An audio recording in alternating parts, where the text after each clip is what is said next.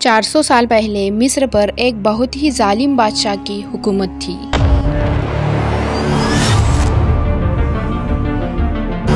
اس کا نام تھا فرعون۔ فرعون خود کو خدا سمجھتا تھا اور لوگوں سے اپنی عبادت کرواتا تھا۔ اس نے بنی اسرائیل قوم کو غلام بنا رکھا تھا۔ فرعون اور اس کی فوج ان پر اتنا ظلم کرتے کہ ہر دن ان کو عذاب کی طرح گزرتا تھا۔ ایک رات فرعون نے ایک عجیب خواب دیکھا کہ بیت المقدس کی طرف سے ایک آگ آ رہی ہے اور اس نے مصر کے تمام گھروں اور فرعون کے سب ساتھیوں کو جلا ڈالا، مگر بنی اسرائیل کے کسی بھی فرد کو نقصان نہیں پہنچا۔ اس خواب نے فرعون کو خوف زدہ کر دیا تھا۔ اگلے ہی دن اس نے مصر کے تمام جادوگروں اور نجومیوں کو دربار میں طلب کیا اور خواب کی تعبیر معلوم کی۔ نجومیوں نے اسے بتایا کہ بنی اسرائیل میں ایک بچہ پیدا ہوگا جو فرعون کی بادشاہت کو ختم کرے گا۔ وہ بچہ کون تھا اور اس نے فرعون کی بادشاہت کا خاتمہ کر کے مصر کی تاریخ کو کیسے بدل ڈالا؟ اس ویڈیو میں ہم فرعون کے اس خواب اور اس پراسرار بچے کے متعلق جانیں گے۔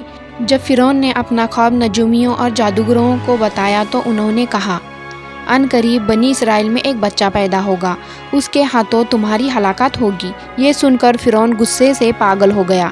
اس نے فوراً حکم جاری کیا کہ بنی اسرائیل میں پیدا ہونے والے تمام لڑکوں کو قتل کر دیا جائے۔ اس حکم کے مطابق فرعون کے حواریوں اور اس کے سپاہیوں نے ہر ممکن قدم اٹھایا تاکہ کوئی بھی نامولود لڑکا زندہ بچ نہ پائے، لیکن اللہ کے فیصلے اٹل ہوتے ہیں۔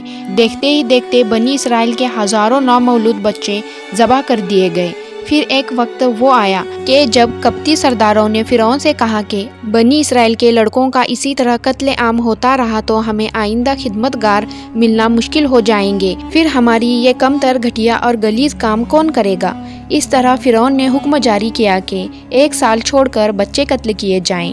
ان دنوں حضرت موسیٰ علیہ السلام کی والدہ اپنے حمل کے ابتدائی دنوں میں تھی۔ اسی ظالمانہ دور میں حضرت موسیٰ علیہ السلام کی ولادت ہوئی۔ نجومیوں نے فرعون کو اطلاع دی کہ بچہ پیدا ہو چکا ہے۔ یہ خبر سن کر فرعون مزید بدحواس ہو گیا۔ اس کی فوج فوراً ہر گھر میں تلاشی لینے پہنچ گئی۔ موسیٰ علیہ السلام کا گھر دریائے نیل کے کنارے پر تھا۔ فرعون کی فوج اس پورے علاقے میں پھیل چکی تھی۔ وہ گھر گھر چھاپے مار رہے تھے۔ جوں جوں وقت گزرتا جا رہا تھا، موسیٰ علیہ السلام کی والدہ کی پریشانی بڑھتی جا رہی تھی۔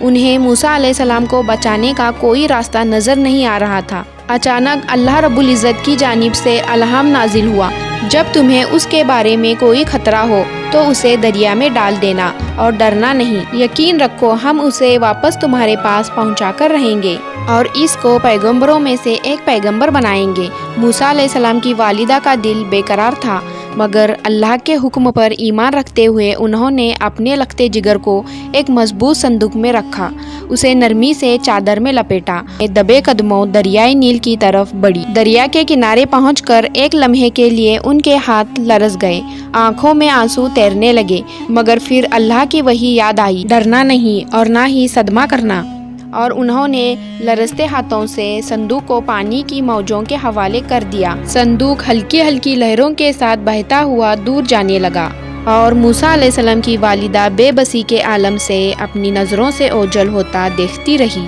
ان کا دل بے قرار ہو گیا۔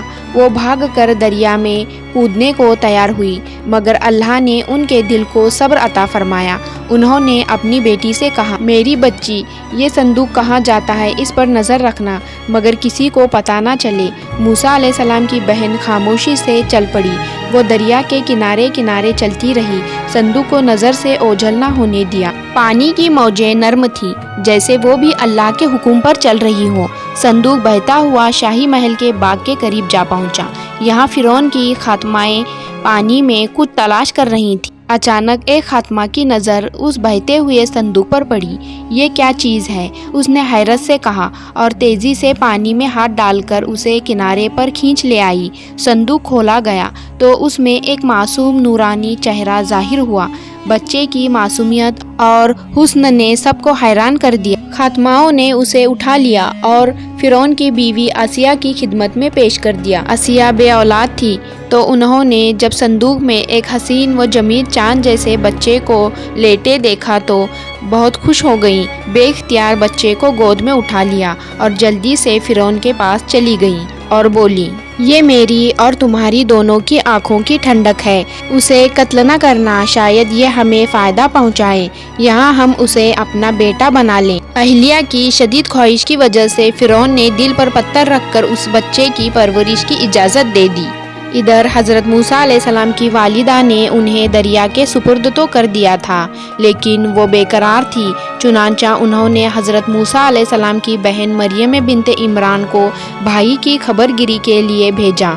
मरियम दूर से संदूक को देखते हुए दरिया के किनारे किनारे चलती हुई फिरौन के महल तक पहुंच गई, जहां फिरौन की बीवी दिगर औरतों के साथ बड़ी देर से मासूम बच्चे को दूध पिलाने की कोशिश में मसरूफ़ थी, लेकिन कोई आया उन्हें दूध पिलाने और चुप कराने में कामयाब नहीं हो रही थी।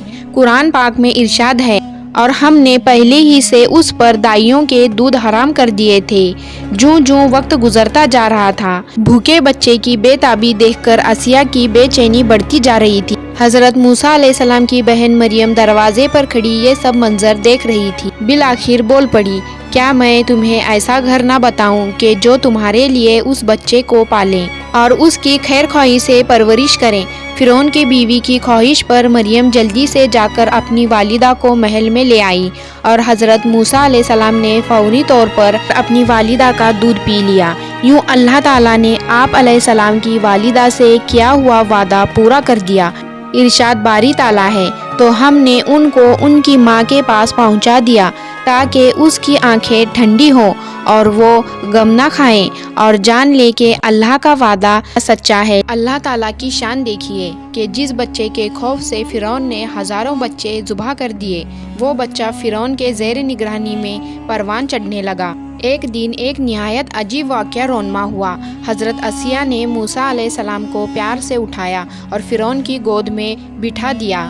जो ही हज़रत मूसा अलैहिस्सलाम ने फिरौन को देखा, फ़ौरन उसकी दाढ़ी पकड़ ली और एक ज़ोरदार तमाचा मार दिया। बाज़ रिवायत के मुताबिक उनके हाथ में एक छोटी सी छड़ी थी जो उन्होंने फिरौन के सर पर मारी। फिरौन गुस्से से पागल हो गया।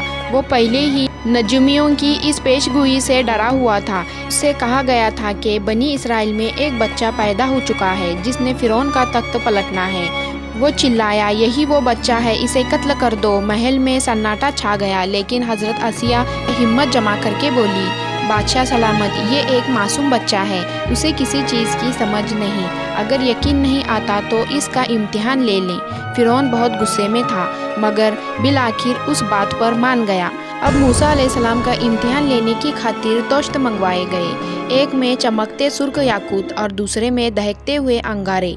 हज़रत आसिया बोली, ये अगर वाकई समझदार है तो याकूत खुद उठाएगा और अगर नादान है तो अंगारों की तरफ हाथ बढ़ाएगा।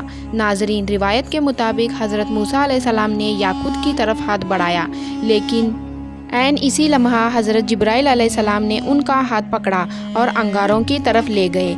हज़रत मूसा अलैहिस्सलाम ने एक अंगारा उठाया और मासूमियत से अपने मुंह में रख लिया। जैसे ही ज़बान जली, आप ज़ोर ज़ोर से रोने लगे।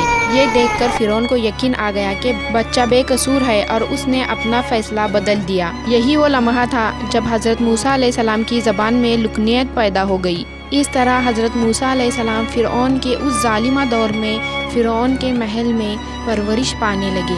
अगर मेरी वीडियो आपको अच्छी लगी हो तो मेरे चैनल को लाइक और सब्सक्राइब करना ना भूलें।